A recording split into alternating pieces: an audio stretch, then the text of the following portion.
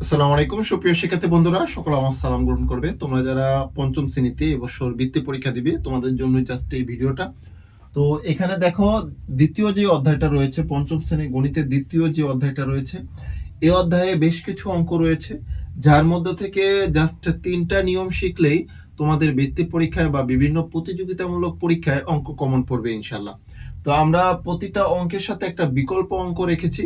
আমি একটা অঙ্ক তোমাদেরকে একদম পুরোপুরি বুঝিয়ে দিব, ওই নিয়মে একটা অঙ্ক রেখেছি, সেই অঙ্কটা নিজে নিজে করবা এবং অ্যান্সারটা বের করে এই ভিডিওর কমেন্টে তোমরা কমেন্ট করে জানাবে।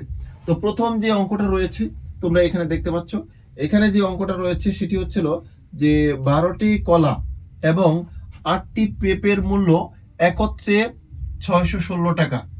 একটি কলার মূল্য 8 টাকা হলে একটি পেঁপের মূল্য কত? তোমার এরকম আসতে পারে যে 5টি গরু 3টি ছাগলের মূল্য এত টাকা, একটি ছাগলের মূল্য এত টাকা হলে একটি গরুর মূল্য কত? অথবা 5টি কলম 10টি খাতার মূল্য একত্রে এত টাকা, একটি খাতার মূল্য এত টাকা হলে তোমার একটি পেন্সিলের মূল্য কত? অথবা তোমাদের আসতে পারে 5টি চেয়ার ও 3টি টেবিলের মূল্য এত টাকা, একটি টেবিলের মূল্য এত টাকা হলে একটি চেয়ারের মূল্য কত? তো এই নিয়মেই তোমার অঙ্কগুলো আসবে এবং সবগুলো একই নিয়ম। তোমার কি করতে হবে, যেটার একটি মূল্য দেওয়া আছে এটার সম্পূর্ণ মূল্যটা বের করতে হবে। যেমন এই জায়গায় একটি কলার মূল্য দেওয়া আছে, আমার কলা আছে কয়টি? 12টি। আমি 12টি কলার মূল্য একত্রে বের করব। যখন 12টি কলার মূল্য একত্রে আমি বের করতে পারবো, তখন সম্পূর্ণ মূল্য অর্থাৎ মোট মূল্য একত্রে যে মূল্যটা, সেটা থেকে 12টি কলার মূল্য আমরা বাদ দিলেই আমরা 8টি পেঁপের মূল্য আমরা পেয়ে যাবো। আর 8টি পেঁপের মূল্য যদি পাই, এটাকে 8 দিয়ে ভাগ করলে আমরা একটি পেঁপের মূল্য অনায়াসই পেতে পারি। তো চলো অঙ্কের সমাধানটা করি। এখানে আমরা লিখবো সমাধান। সমাধান কি হবে দেখো, যে একটি কলার মূল্য, একটি কলার মূল্য তোমার কত? 8 টাকা। 8 টাকা। সুতরাং কলা আছে কয়টি? 12টি। সুতরাং 12টি কলার মূল্য কত হবে? 12 গুণ 8 টাকা। তাহলে 8 দুগুণে 16, 6 হাতে থাকে 1, 8 আর 1 9, অর্থাৎ 96 টাকা। কত আসলো? 96 টাকায়। এখন দেখো, 12টি কলার মূল্য যখন পেয়ে গেছি, তাহলে 12টি কলা এবং 8টি পেঁপের মূল্য একত্রে যে টাকা আছে, এটা থেকে যদি আমরা জাস্ট 12টি কলার মূল্য বাদ দিই, তাহলে 8টি পেঁপের মূল্য আমরা পেয়ে যাব। তাহলে আমরা লিখতে পারি 12টি কলা ও 8টি পেঁপের মূল্য একত্রে কত? 616 টাকা। 616 টাকা। এই জায়গায় 12টি বাদ বিয়োগ 12টি কলার মূল্য। তো 12টি কলার মূল্য আসছে কত? 96 টাকা।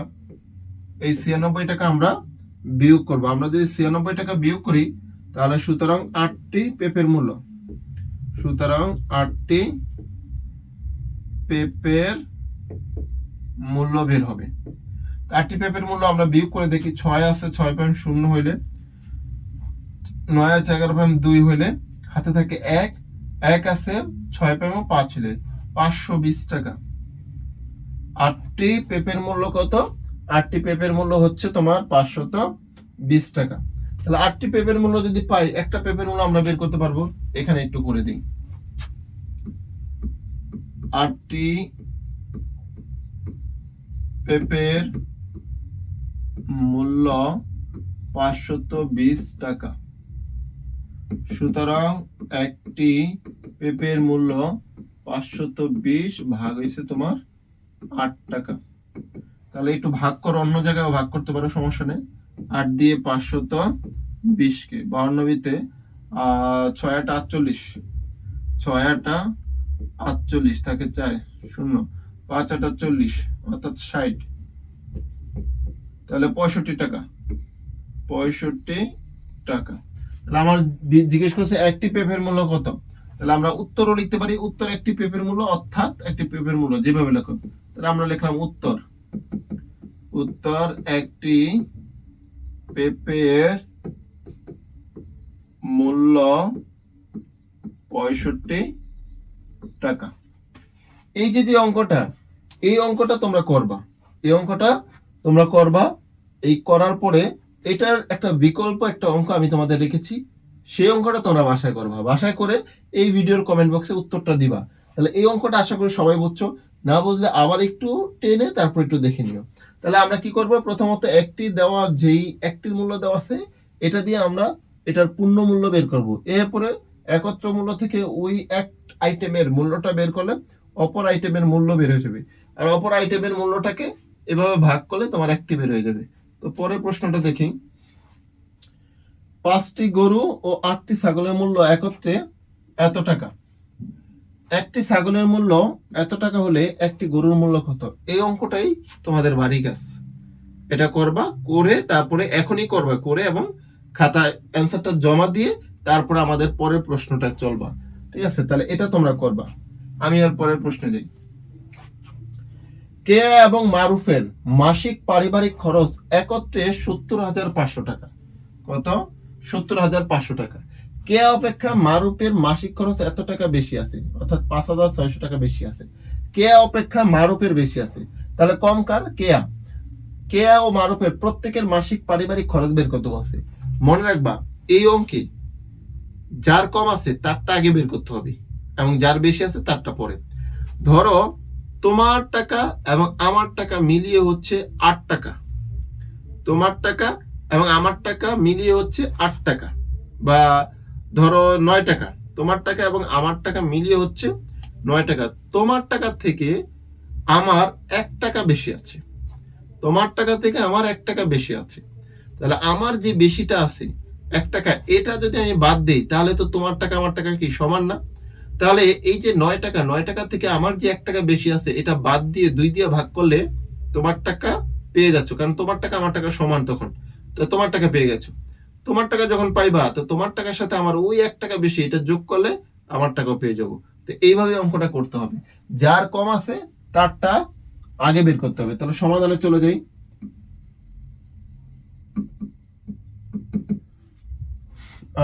যেহেতু কে অপেক্ষা মারুপের এত টাকা বেশি আছে, ঠিক আছে, তাহলে আমরা এই জায়গায় যে অঙ্কটা করব যে কে এবং মারুপের একত্রে আছে কত? এত টাকা। পুরো লাইনটি উঠাও, সমস্যা নাই। কেয়া এবং মারুফের মারুফের মাসিক পারিবারিক খরচ, মাসিক পারিবারিক খরচ 70,500 টাকা।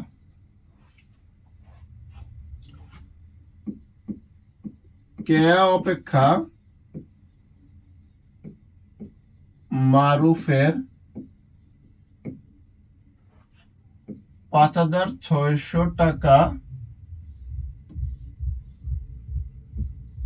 5,600 টাকা বেশি খরচ হয়, বেশি খরচ হয়। সুতরাং কেয়ার খরচ হয়, কেয়ার খরচ হয়।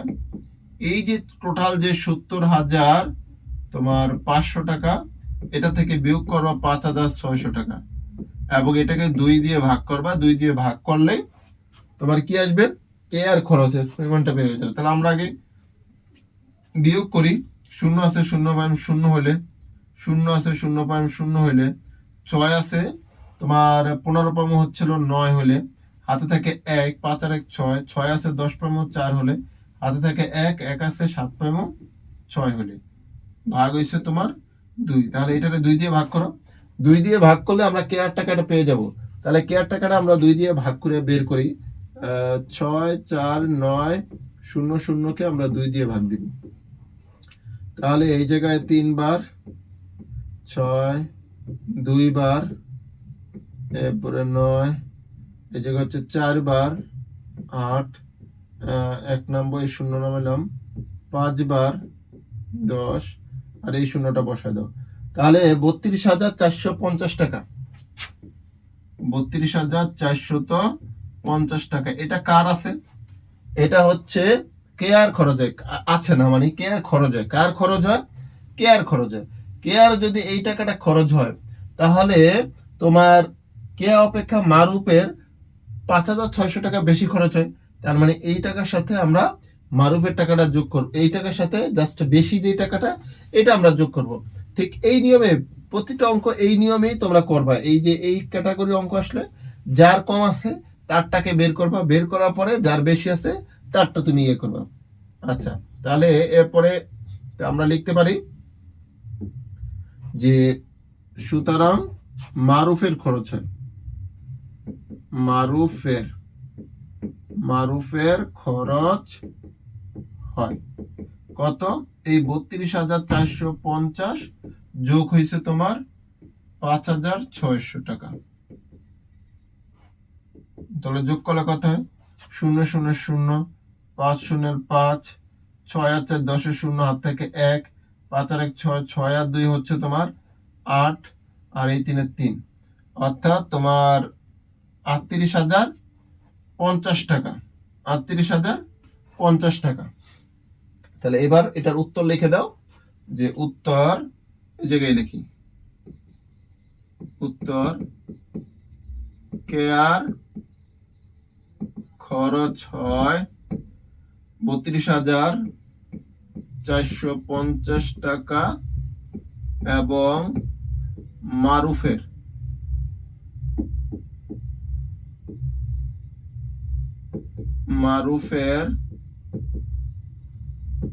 খরচ হয় 38,050 টাকা। 38,050 টাকা। এই হচ্ছিল এই অঙ্কটা। সবাই উঠায় নাও এবং আশা করি সবাই পারবা। ঠিক সেম নিয়মে এর পরের যে অঙ্কটা আছে এই অঙ্কটা করবা। এই অঙ্কটা বুঝছো কিনা কমেন্ট করো।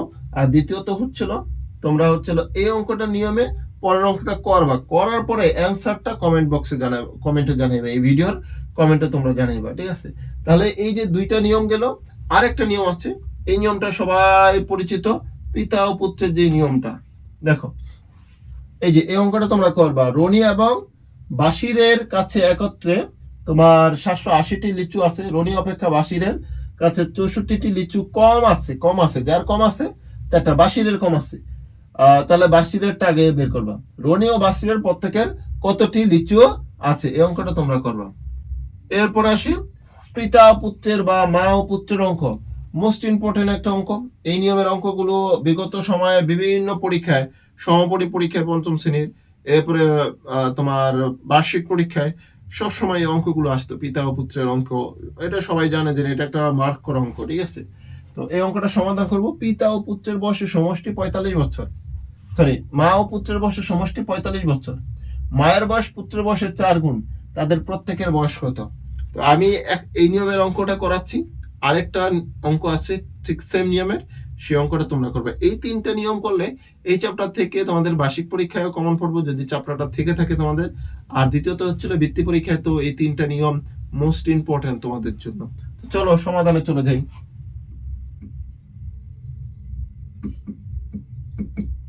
সমাধানটা কি? আমরা পুত্রের বয়স কত? পুত্রের বয়সটা হচ্ছিল মায়ের বয়স পুত্রের বয়সের 4 গুণ, তাহলে পুত্রের বয়স অবশ্যই 1 গুণ। 1 গুণ না হলে তো আর 4 গুণ হইতে পারে না। পুত্রের বয়স 1 গুণ, মায়ের বয়স তার থেকে 4 গুণ, তাহলে মা এবং পুত্রের বয়স একত্রে কত গুণ? টোটাল 5 গুণ, ঠিক আছে? এই জিনিসটা আমাদের আগে বের করতে হবে, যে মায়ের বয়স পুত্রের বয়সের 4 গুণ। পুত্রের বয়সের 1 গুণ। তাহলে মা ও পুত্রের বয়সের সমষ্টি সমান কত? 5 গুণ। তাহলে আমরা পাইলাম 5 গুণ, আর তারা সমষ্টি বলে এসে কত? 45 বছর। আমরা পাইছি হচ্ছিল 5 গুণ, আমরা পাইলাম কত? 5 গুণ। আর তারা বলে এসে কত? 45 বছর। তো আমাদের একটা হলে এবং তাদের একটা হলে এই জায়গায় প্রশ্ন মতে লিখবা। প্রশ্ন মতে মা ও পুত্রের বয়সের সমষ্টি 5 গুণ সমান 45 বছর। সুতরাং পুত্রের বয়স কয় গুণ? 1 গুণ। সুতরাং পুত্রের বয়স 1 গুণ সমান এই 45 5 দিয়ে ভাগ করবা, তাহলে কত? 5 15 সরি এই যে 5 নং 45, 5 নং 45 9 বছর, এরকম না? 5 নং 45। তাহলে আমরা কার বয়স পেয়ে গেলাম? পুত্রের বয়স পেলাম। পুত্রের বয়স 1 গুণ, আর 1 গুণ সমান কত আসলো? 45 5 দিয়ে ভাগ করছি পরে 9 বছর আসছে। যদি পুত্রের বয়স 1 গুণ সমান 9 বছর হয়, তাহলে মায়ের বয়স এটা কত? 4 গুণ, অর্থাৎ এই 9 এর 4 গুণ হবে। সুতরাং মায়ের বয়স 4 গুণ সমান সমান 9 গুণ 4 বছর। 4 নং কত? 36 বছর। উত্তর, মায়ের বয়স 36 বছর এবং পুত্রের বয়স 9 বছর। এই হচ্ছে অঙ্ক। প্রথমত এই অঙ্কগুলো আসলে মায়ের বয়স ও পুত্রের বয়স, এই জায়গায় মায়ের জায়গায় পিতা দিতে পারি, তাহলে পিতার বয়স পুত্রের বয়সের এত গুণ, পুত্রের বয়স পুত্রের বয়সের এত গুণ, পিতা ও পুত্রের বয়সের সমষ্টি 5 গুণ। প্রশ্ন মতে, ঠিক আছে? প্রশ্ন মতে এই জায়গায় মা ও পুত্রের বয়সের সমষ্টি লিখছে, তোমরা লিখবা পিতা ও পুত্রের বয়সের সমষ্টি 5 গুণ সমান, এই জায়গায় 45 এর জায়গায় তোমার 80 দিতে পারে, তোমার 60 দিতে পারে, যেটাই দাও। 5 গুণ সমান 80 বছর। সুতরাং পুত্রের বয়স 1 গুণ সমান, এই জায়গায় 80 থাকলে 80 রে 5 দিয়ে ভাগ দিবা, তাহলে একটা সংখ্যা বের হয়ে যাবে। যে সংখ্যা বের হবে এটা 4 দিয়ে গুণ করলে পিতার বয়স বের হয়ে যাবে, ঠিক আছে? এই অঙ্কটা করবা এবং এই নিয়মে তোমার এই অঙ্কটা করবা। পিতা ও পুত্রের বয়সের সমষ্টি এই যে 80 বছর, পিতার বয়স পুত্রের বয়সের 4 গুণ, তাদের প্রত্যেকের বয়স কত? সেম অঙ্ক, শুধুমাত্র মায়ের জায়গায় পিতা দেওয়া হয়েছে আর তোমার এই যে 45 বছরের জায়গায় 80 বছর দেওয়া হয়েছে। এই অঙ্কটা করেও এটার অ্যান্সারটা তোমরা এই ভিডিওর কমেন্ট বক্সে দিবা। তো ধারাবাহিকভাবে এমন ভিডিও পেতে আমাদের এই চ্যানেলের সাথে থাকো। সেই সাথে তোমরা যদি আমাদের অনলাইন ব্যাচে ভর্তি হতে চাও, তাহলে 01767921821 এই নাম্বারে যোগাযোগ করতে পারো, ঠিক আছে? আমরা হচ্ছিল এই জুলাই মাস থেকে ডিসেম্বর মাস পর্যন্ত আমাদের এই ক্লাস চলমান থাকবে। সন্ধ্যা 7:30 থেকে 8:30 পর্যন্ত ক্লাস, সপ্তাহে 6 দিন ক্লাস, প্রতি শুক্রবার সাপ্তাহিক পরীক্ষা। কোর্স ফি মাত্র 2500 টাকা। যারা ভর্তি হতে চাও, এটা হোয়াটসঅ্যাপ নাম্বার 01767921821, এই হোয়াটসঅ্যাপ নাম্বারে যোগাযোগ করবে। সবাই ভালো থেকো, সুস্থ থেকো, সবার জন্য শুভকামনা রইল। আল্লাহ হাফিজ, আসসালামু আলাইকুম।